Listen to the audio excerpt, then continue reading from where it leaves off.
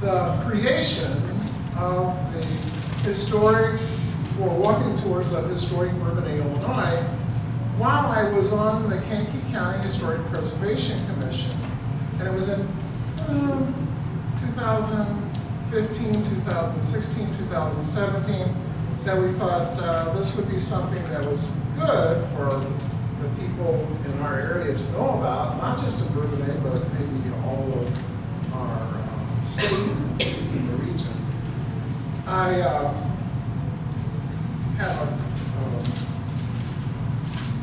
few things to say, but I wanted to keep them in a little bit of order. I left Kankakee Community College as a full-time professor in 2006. And at that point, I got involved in the Kankakee County Historic Preservation Commission. And I left the academic realm, the classroom, for the public realm of history. I taught history and philosophy. So I got engaged in public history, and that's what this is, public history. And we're dealing with community history, local history, regional history, maybe beyond that. But the point is that we're dealing with artifacts, usually in public history. Small artifacts, like in this museum, or larger artifacts, like the restored log schoolhouse next to the Latour in Bourbonnais. So I enjoy that so much, and you work with community individuals that are also engaged in a similar line, and that is very fulfilling for me.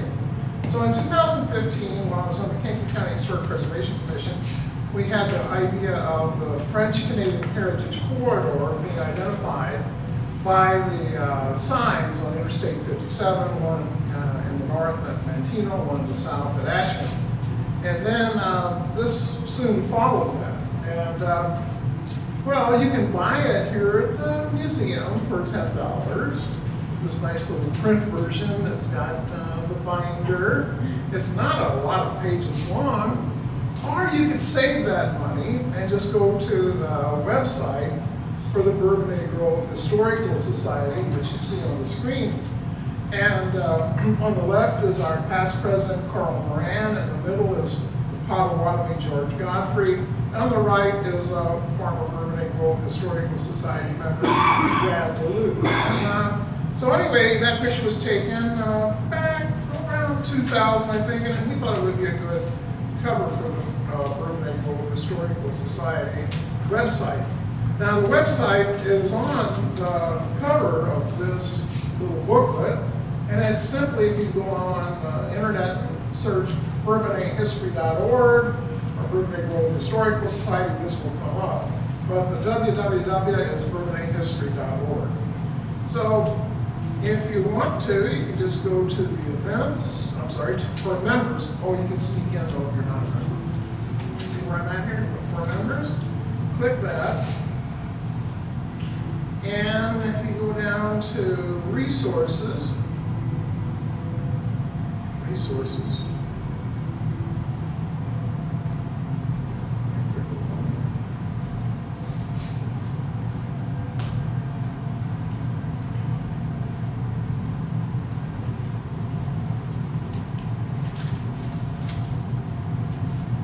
see the Bourbonnais walking tours are out here, right here.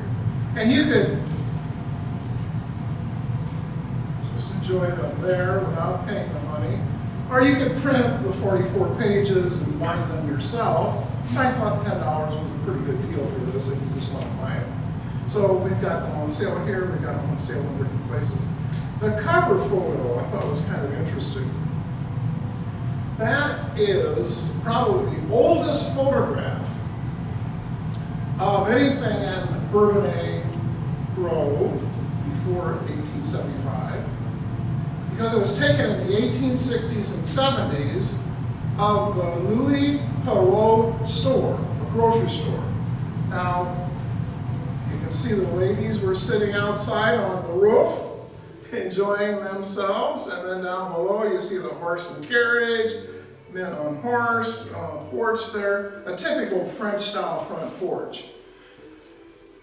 This is located right across from maternity of, or was located right across from the maternity of the Blessed Virgin Mary Church.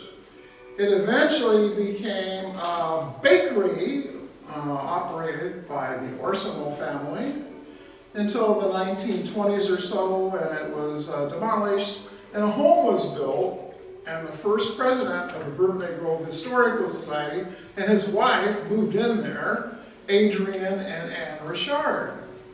So that home was there and still is there today. I wanted to just read the first couple of sentences. These walking tours celebrate the heritage of Bourbonnais, Illinois, and can be enjoyed on an actual walk from about 1 to 2 miles each, or virtual reality walking at home in one's easy chair. The tour maps, like on page 1,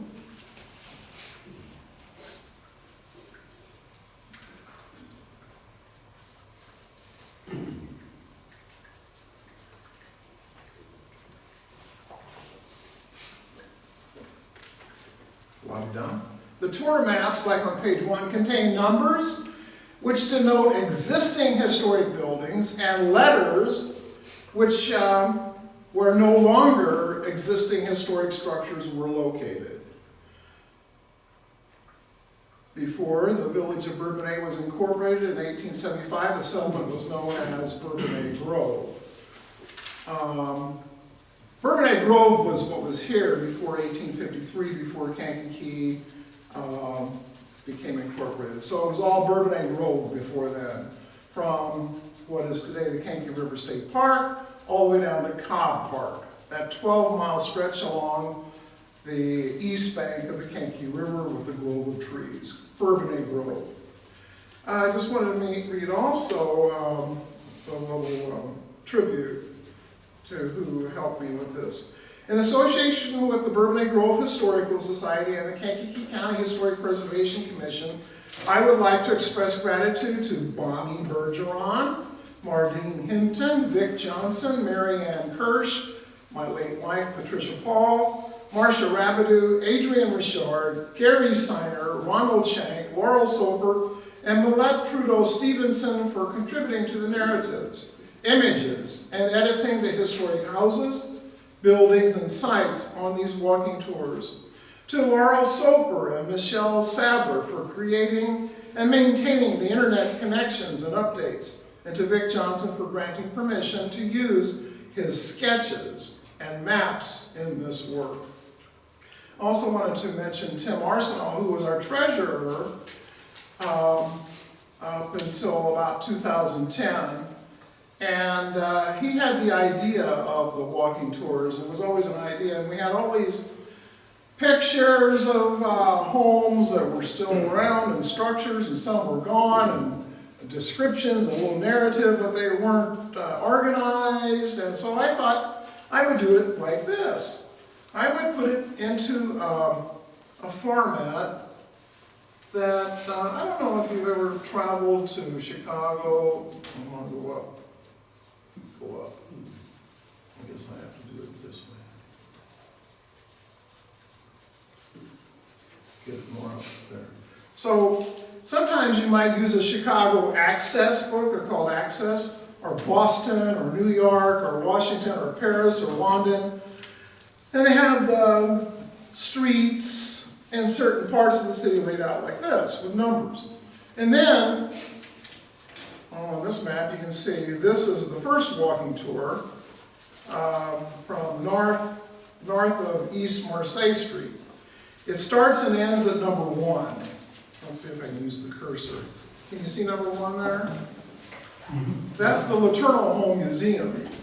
So it's about, how far is it round trip?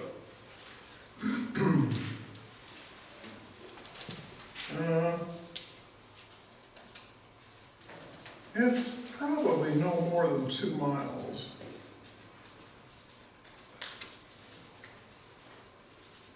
And you go from the Letourneau home, then you walk down to, you see A here? trying to point to A. That's the Clancy Vernon parking lot. That's where the Laterna home used to be. Then you can see from then on you go around and look at the area more or less northwest of Maternity BVM, going up into those streets just north. The Louis Perot store is described on page 11, and I will tell you what number that is, so you can see where its location is.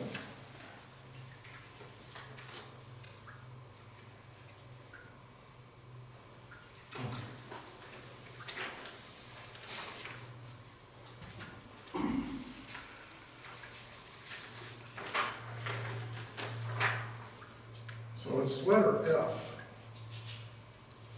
So remember, can you see the cursor? Try to put it in. F is right here, more or less across from the Trinity of the Blessed Virgin Mary Church.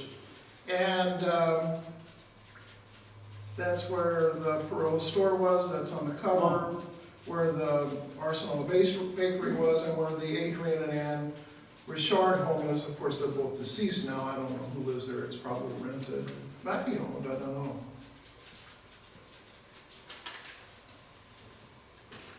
Okay.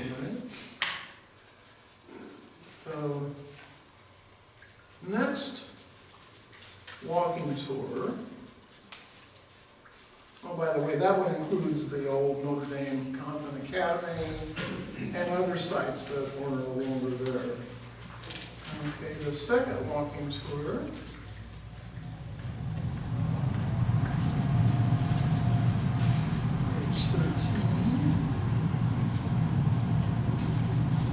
Is the heart of the village, the triangle, the church, the college/university, and River Street.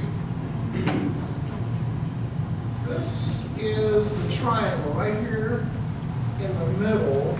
You know where the Dairy Queen is, right here? Okay, so there was actually a triangle, and I'll show you on the next map, but, oh, wow, thank you.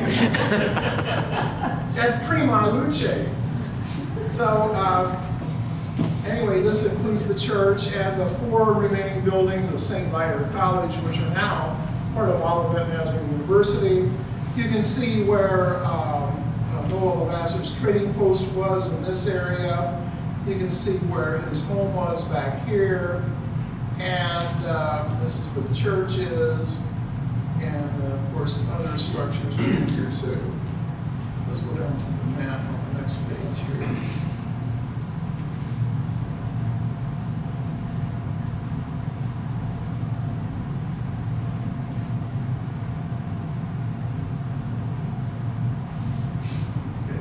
So can you see this triangle with the lower green arrow?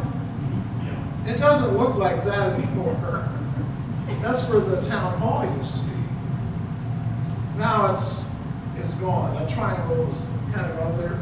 To the left, there's the monument to the victims of the train disaster.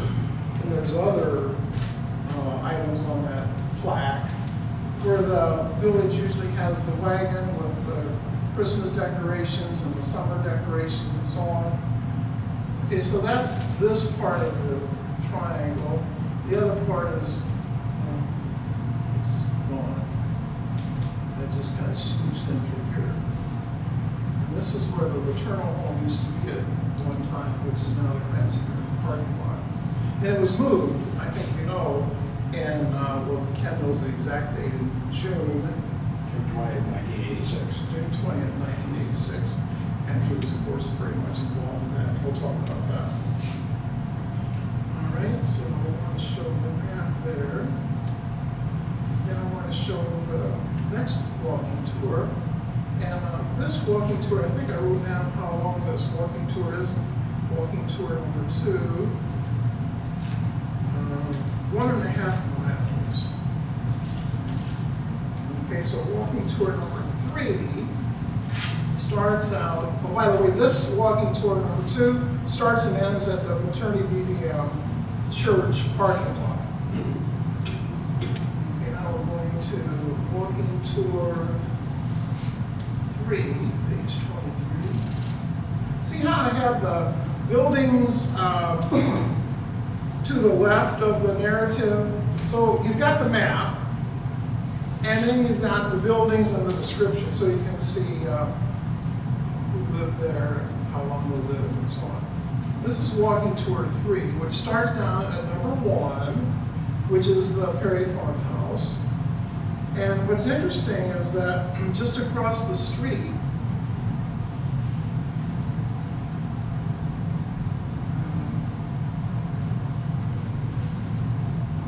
see North Street here? See that letter F?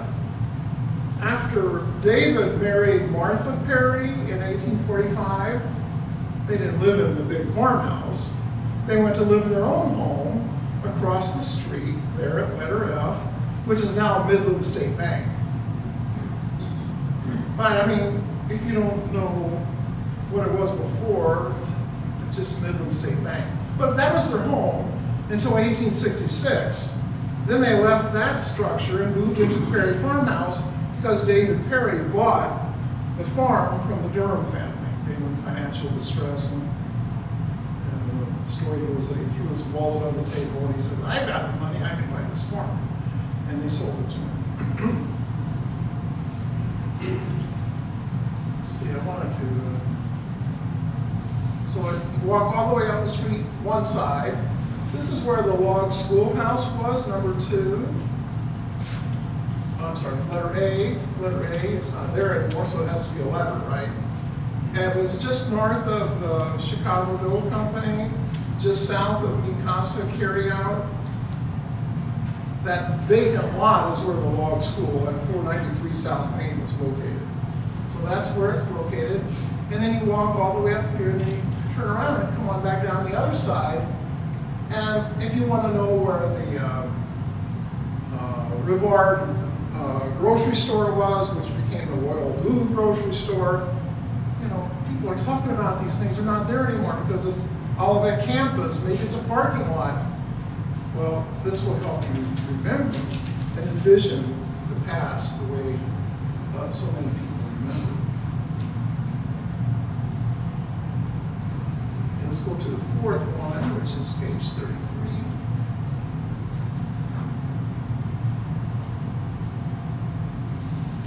You like the pictures? I have to say yes. Thank you. Okay, historic walking tour 4 is the river walking tour. It's the riverfront and Cavalier Parks, Indian Caves, and Maternity at Blessed Virgin Mary Church. So you start and end. Let's see, how long is that? Oh my gosh, it's going to be too long. 1.7 miles round trip. So you start here at Riverfront Park, go down to Cavalier Park, which is named after René Robert Chevalier de la Salle, who allegedly in December 1679 camped out with his entourage of voyageurs right there at that spot along the Kankakee River. Now we'll never be able to prove that, but Cavalier Park is there as a way of helping us commemorate the fact that he did camp someplace, and it might have been there. So then you walk down along the river, along the path, and then you go up to the Perry Farm Park, and there's the Indian Caves, number 3. Then you go back out, you go back up to Cavalier Park, go out over here, follow directions, very explicit directions in my little book. And then you get to the cemetery, which opened up in 1884. So MBVM Cemetery ceased at the church in 1884, and they began entombing people and burying people in 1884 in the new cemetery. Now that's a big question. What about Noah Lavasser? He died in 1879. Where's he buried? He was buried maybe on the church cemetery first, but his tombstone, the plaque tombstone, the metal plaque, it's flat on the ground, is in the new cemetery. So I'm not sure what happened there. Was he interred and moved to the new cemetery? I don't know. I don't know if anybody knows that. And then I just wanted to show you on page 39, the other sites. I included a few other places. There's Cavalier Park, by the way. You've been there, haven't you? Have you had a picnic at the pavilion? No? Walked in the park, but never had a picnic. Is this that big park with the rock structures by the river? No, that's Riverfront Park. Oh, then I don't think so. So that's one, number one, on that other map I showed you. This is number two, so it's a little south. It's a little south of Riverfront. Cavalier.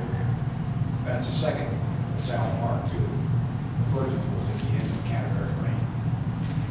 You're telling me something I don't know.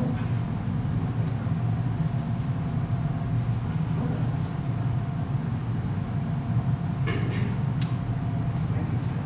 There's the Indian Caves. I think you've all been there, haven't you? Oh, yeah. There's the cemetery. And then I included a few other spots. I didn't know what to call it because they're not walking tours, but you can go see them. And I thought they were noteworthy, and there's probably others that are noteworthy too. This is a display that Bob Simpson put together, and it's at the Bradley Municipal or Bradley Village Hall on Broadway. And it's very, Bob is deceased now, but he did quite a bit of collecting of the Bradley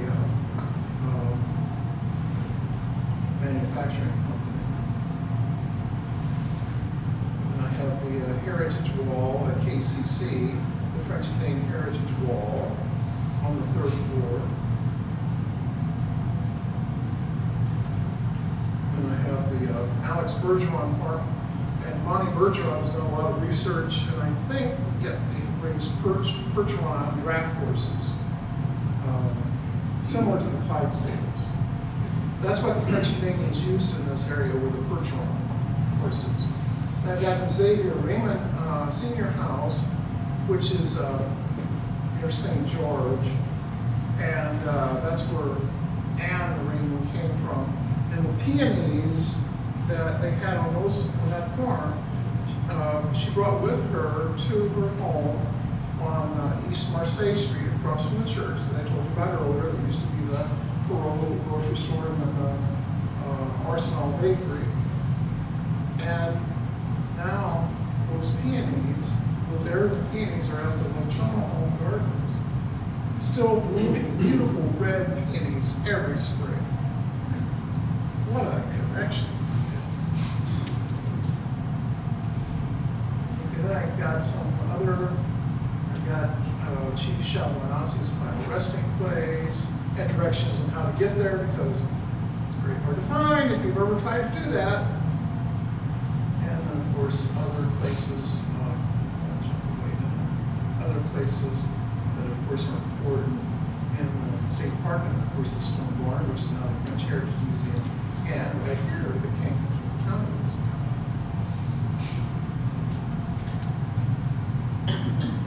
I probably should have talked about some other things, but I think I'm going to move my time. Okay. Now, should we ask for questions at this point, or? I have a question. Jim, it occurred to me that all the sites you are pointing out, maybe they would deserve a marker of some kind. Maybe we should talk to Paul Shaw about it. All those sites, just a simple marker, and maybe numbered. They were not, I don't know how expensive it would be, but you have a lot of things, and people are, for instance, familiar with Paris. If you're in Paris today, everywhere where you had a combat in August 1944, the liberation, and somebody was shot dead, there's a little marker on the town.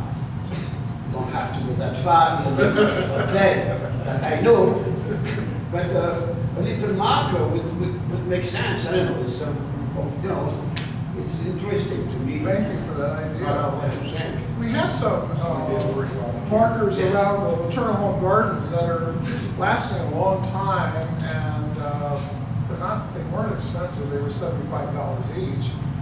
But nowadays it might be twice that. But even so, that's not real expensive. Good idea, Charles. Thank you, sir. Sell it to the village. Somebody on the board will buy it. So, yeah, it's a good idea. Well, we're getting a lot of support. We're engaged with the village on a lot of these historical points. Thank you, Mike. Thanks. I want to ask a question, because it just came in reading and so forth, that there was a roadway along the river that specifically was used a lot, avoiding Bourbonnais community. And I was just wondering, when was that roadway established and why were people using that? Well, when Thomas Durham moved here in 1835, there was the Bourbonnais Trace, or the Bourbonnais Road, which is now Kennedy Avenue, and had different names over the years. And then it became Kennedy into South Main Street, and then that was Bourbonnais Trace, but up to North Street. And then after North Street, after the triangle, there was the Chicago to Danville Road that went to the right, and the road along the river, which eventually became State Road 102, which Thomas Durham was responsible for. That went to Wilmington, okay? And so the Chicago to Danville Road probably was Highway 45. What we have is 4552. There was the Chicago to Danville Road that came from Danville. It came diagonally up through what would be now it's Kankakee, where the courthouse is. Then it continued diagonally up to North Street, where North Street intersects with what is Kennedy Drive today. Where North Street intersects, there was a diagonal road there, the Chicago to Danville Road, which is no longer there. And that's all I can say, Max, about that. I don't think there was any attempt to avoid Bourbonnais. Of course, the railroad did in 1853, and that made Kankakee. That was Dallas. It wasn't by any choice of the dwellers in Bourbonnais Grove, it just was a choice of the Illinois Central. Well, it may be too early, but you know, the people that were taking cattle and hogs and so forth probably wanted a way to avoid going through the residential area. I'm guessing that much. Which road would they take then? I don't know, that's why I popped into my mind, because they had stated that there was a roadway avoiding going through. Well, there was the Hubbard's Trail, or Highway 1 we call it today, Mhm. Dixie Highway, but that's pretty far over. Well, we have to do some more investigation on that. Okay, I'm taking time away from my friend Phil. Are we ready to make the transition? Are you ready? Sure. You're welcome.